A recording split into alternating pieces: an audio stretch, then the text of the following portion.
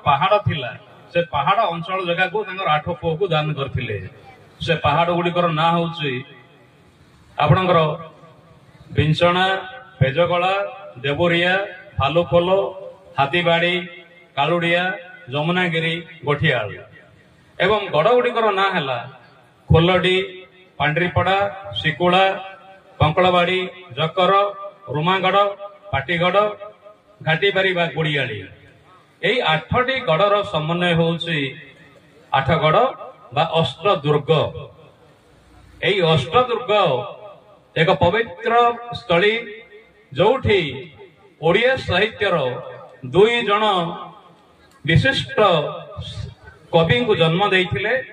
जने कवि सूर्य बलदेव रथ आ जने हास्यरस्य कवि जदुमणि।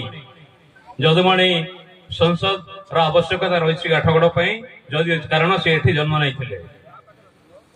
8गड़ महात्मा सर्वप्रथम कहवाई जाऊँगी जिते बड़े 8गड़ नाटी उच्चारण हुए सेठी मन पड़े आमर एठिर मार्दा मंदिर।